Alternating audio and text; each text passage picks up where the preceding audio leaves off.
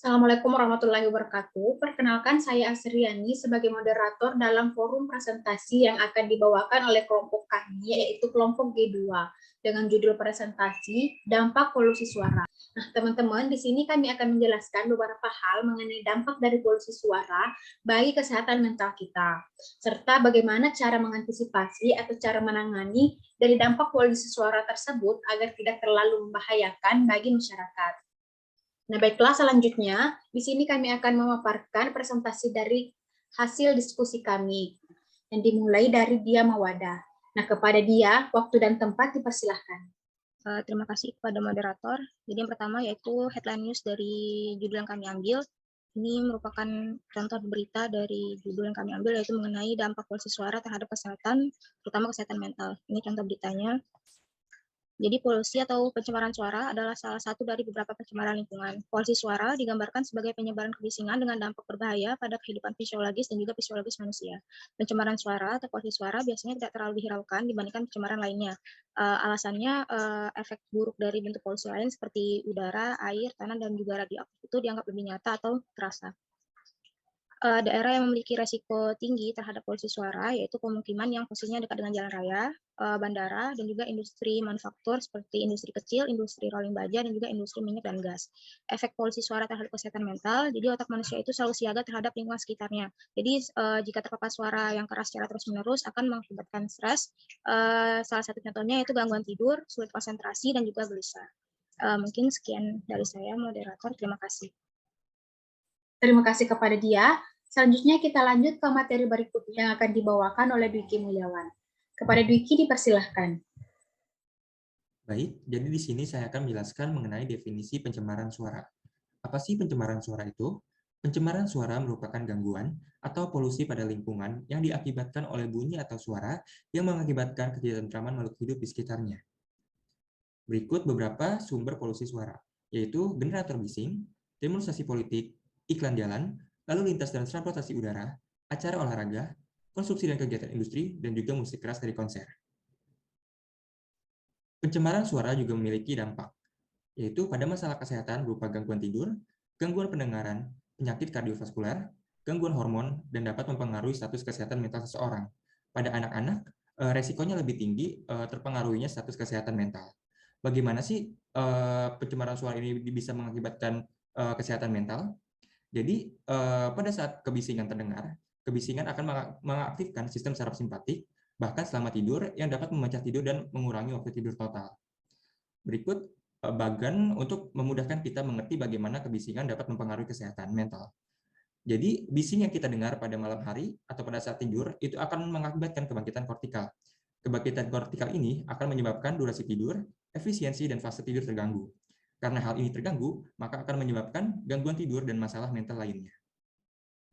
Terima kasih, Diki. Selanjutnya kita lanjut ke materi berikutnya yang akan dibawakan oleh Alia Ramadhani. Selanjutnya adalah tentang kebijakan pemerintah dalam menangani polusi suara. Nah, kebijakan-kebijakan apa saja sih yang ditetapkan oleh pemerintah dalam menangani polusi suara? Nah, yang pertama, kebijakannya adalah berdasarkan Undang-Undang Dasar Negara Republik Indonesia tahun 1945, di mana di sini pada pasal 33 ayat 4. Nah, kemudian selanjutnya ada di Keputusan Menteri Negara Lingkungan Hidup nomor 48 tahun 1996 tentang baku tingkat kebisingan. Nah, selanjutnya di Keputusan Menteri Tenaga Kerja Republik Indonesia nomor Kep.51/1999 tentang nilai ambang batas faktor fisika di tempat kerja. Nah, selanjutnya yang terakhir ini ada di Undang-Undang nomor 22 tahun 2009 tentang lalu lintas dan angkutan jalan. Nah, mari kita bahas satu persatu. Oke, nah yang pertama di sini adalah Undang-Undang Dasar Negara Republik Indonesia tahun 1945, pasal 33 ayat 4, di mana bunyinya adalah setiap perekonomian nasional harus diselenggarakan berdasar atas demokrasi ekonomi yang berwawasan lingkungan. Nah, selanjutnya, untuk keputusan Menteri Negara Lingkungan Hidup nomor 48 tahun 1996, di mana tentang baku tingkat kebisingan, di mana di sini ada 4 poin. Poin yang pertama itu adalah tentang setiap penanggung jawab usaha atau kegiatan di masyarakat itu wajib untuk mentaati baku tingkat kebisingan yang telah dipersyaratkan. Nah, kemudian yang kedua adalah memasang alat pencegahan terjadinya kebisingan. Nah, kemudian selanjutnya itu adalah yang ketiga, melakukan pengukuran dan evaluasi kebisingan lingkungan. Nah, kemudian yang keempat itu adalah penanggung jawab usaha dan kegiatan itu wajib menyampaikan laporan hasil pemantauan tingkat kebisingan sekurang-kurangnya itu adalah 3 bulan sekali.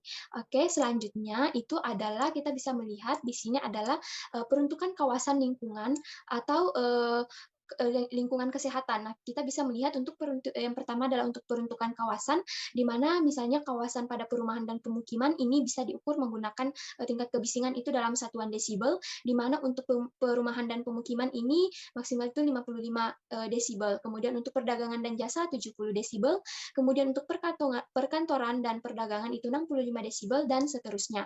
Nah, kemudian untuk lingkungan kegiatan seperti rumah sakit atau sejenisnya itu di 55 desibel, sekolah atau sejenisnya 55 desibel, kemudian yang terakhir adalah tempat ibadah atau sejenisnya juga masih 55 desibel. Oke, selanjutnya adalah Keputusan Menteri Tenaga Kerja Republik Indonesia nomor Kep.51/1999 tentang nilai ambang batas faktor fisika di tempat kerja. Nah, oke, di sini di mana bunyinya itu seluruh tempat kerja itu wajib untuk mentaati dan mengikuti nilai ambang batas kebisingan yang ditetapkan. Nah, di sini untuk nilai ambang batas kebisingan untuk waktu pajanannya itu sendiri di mana dalam per hari ini maksimal 8 jam itu untuk intensitas kebisingan dalam desibelnya itu adalah 85 desibel. Nah, kemudian begitupun seterusnya. Oke, baik. Selanjutnya adalah untuk Undang-Undang Nomor 22 Tahun 2009 tentang lalu lintas dan angkutan jalan.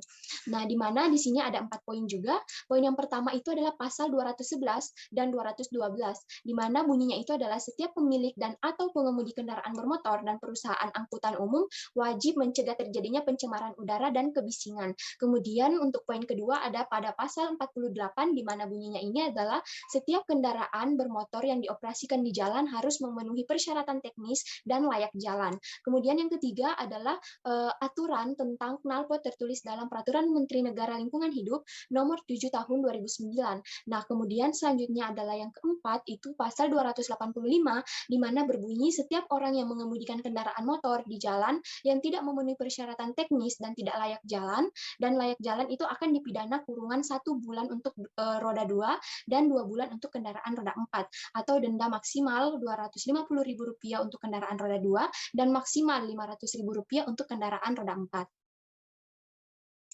Baik, itu materi yang bisa saya sampaikan, nanti akan dilanjutkan oleh rekan saya. Terima kasih. Oke, terima kasih Alia. Selanjutnya kita lanjut ke materi berikutnya, akan dibawakan oleh Alma Putri. Baik, Asriani, di sini saya akan menjelaskan tentang tata kelola yang benar. Menurut Pedoman Mitigasi Dampak Kebisingan Akibat Lalu Lintas Jalan oleh Departemen Pekerjaan Umum, penanganan kebisingan bisa dilakukan dengan 3 cara. Ini penanganan kebisingan sumber, penanganan kebisingan dari jalur perambatan, dan juga penanaman vegetasi atau tanaman. Penanganan kebisingan sumber. Ada 3 cara. Ini pengaturan lalu lintas, pembatasan kendaraan berat, dan pengaturan kecepatan. Penanganan kebisingan dari jalur perambatan dilakukan dengan pemasangan peredam bising, atau biasa disebut dengan BPB. BPB memiliki 2 jenis, itu penghalang alami, ini terbuat dari kombinasi tanaman dengan gundukan tanah, juga ada penghalang buatan, ini dapat berupa tembok, kaca, kayu, aluminium, dan bahan lainnya. Seperti yang tertera pada gambar di kiri, ini adalah penghalang buatan yang terbuat dari kaca. Perlu diperhatikan bahwa bahan yang digunakan sebagai penghalang sebaiknya memiliki rasio berat luas minimum 20 kg per meter persegi. BPB umumnya memiliki karakteristik secara teknis sebagai berikut. Dapat menurunkan tingkat kebisingan antara 10 sampai 15 desibel. Setiap penambahan 1 meter ketinggian di atas jalur perambatan gelombang dapat menurunkan tingkat kebisingan sebesar 1,5 desibel, dengan penurunan maksimum sebesar 20 desibel. BPB sebaiknya dipasang sepanjang sekitar 4 kali jarak dari penerima ke penghalang. Mitigasi juga harus mempertimbangkan faktor-faktor sebagai berikut. Itu pertama, keselamatan pengguna jalan, yang berkaitan dengan jarak pandangnya dan juga ketahanan konstruksi terhadap benturan. Selanjutnya adalah kemudahan pemeliharaannya. termasuk bangunan yang ada di sekitarnya seperti saluran drainase. Juga perlu perhatikan stabilitas konstruksi dan usia layak mencapai 15 sampai dengan 20 tahun. Perhatikan juga biaya konstruksi dan estetika lingkungan di sekitarnya. Berikut adalah tabel perbandingan indikatif dari berbagai upaya mitigasi. Bisa dilihat, kalau menggunakan tanggul tanah, ini efektivitasnya itu sama saja dengan jenis-jenis penghalang lainnya seperti kayu atau beton, namun memerlukan tempat yang lebih besar. Dari perbandingan biayanya sangat murah apabila bahan timbunan tersedia di lokasi. Untuk beton, kayu, logam, dan bahan lainnya ini efektivitasnya baik. Dia juga bisa tempat yang lebih kecil dibandingkan tanggul tanah. Namun perbandingan biayanya itu 10-100 kali lebih mahal.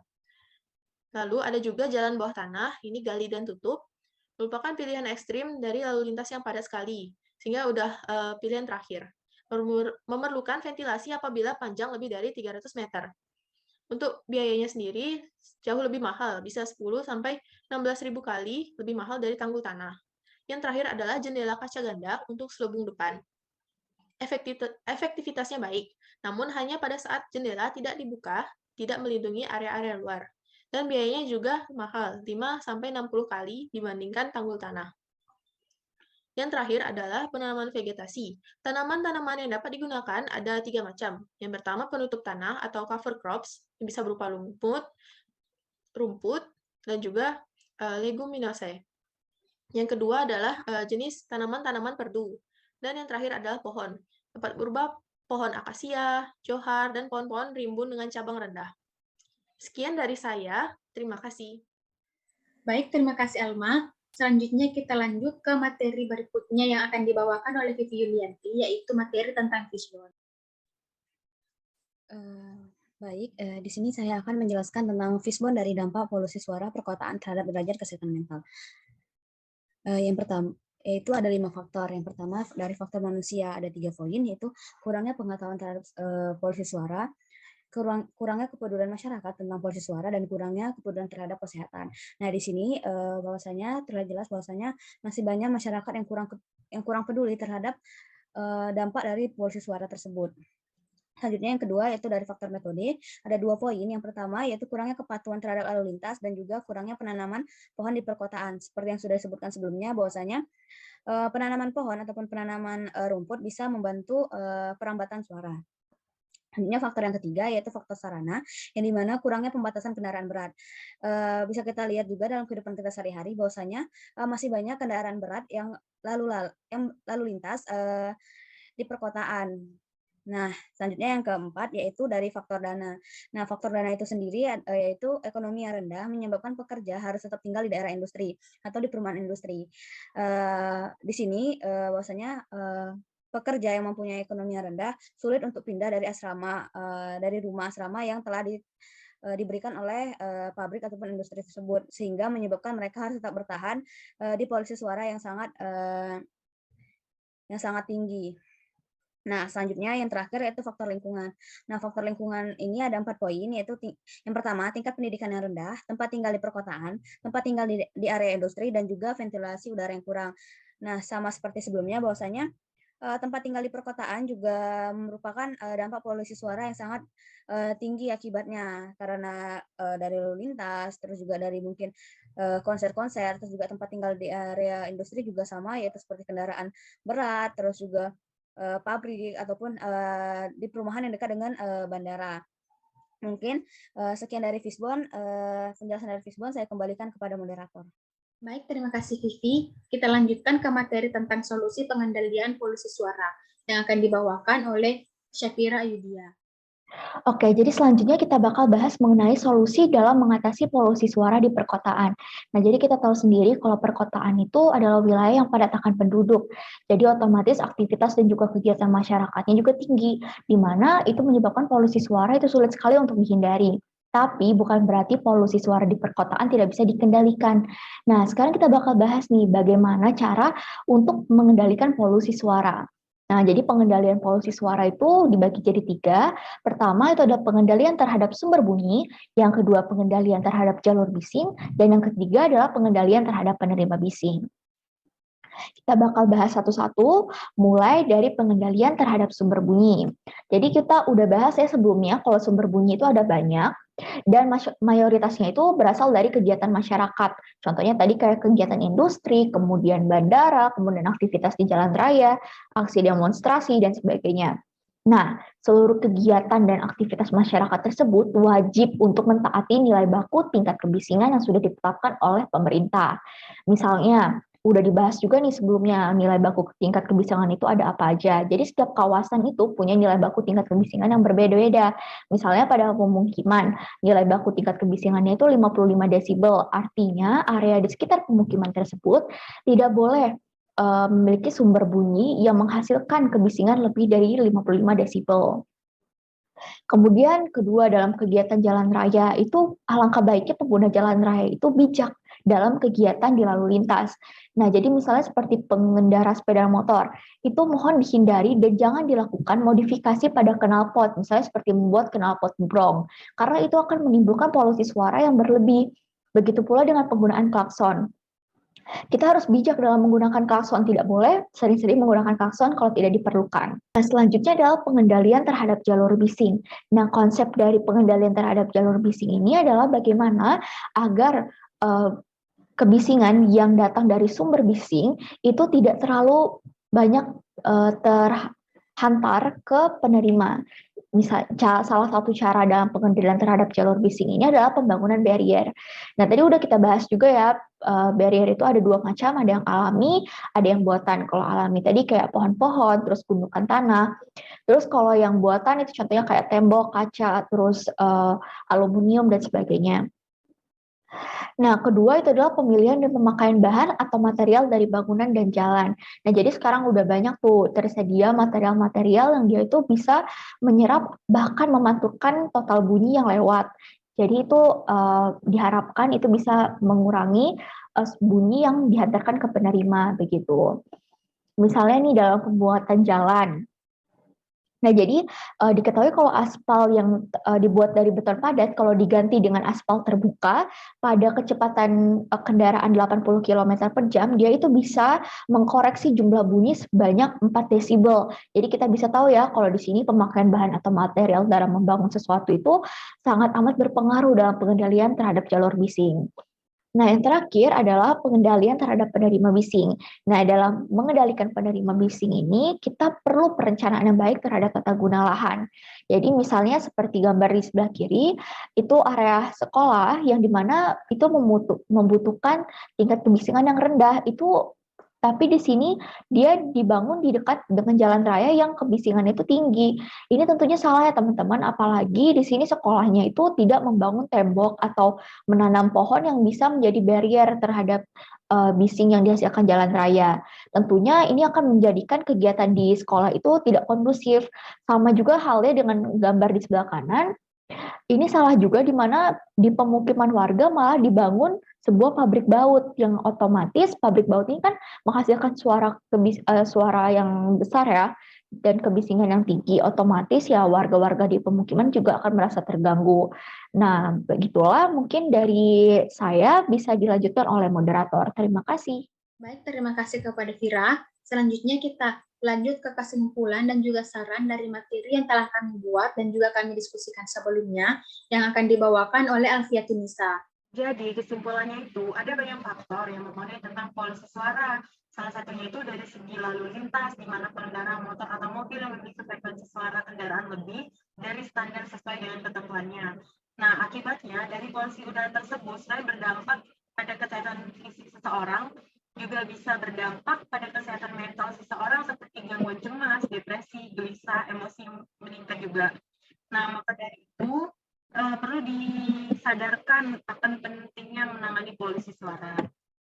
Lalu untuk sarannya itu kita bisa meminimalisir polusi suara agar dapat mencegah polusi suara tersebut mengganggu kesehatan mental dan fisik seseorang, yaitu dengan cara mencegah agar pengguna motor atau mobil untuk bijak dalam menggunakan knalpot dan klakson, juga mengurangi laju kendaraan untuk menghindari adanya polusi suara.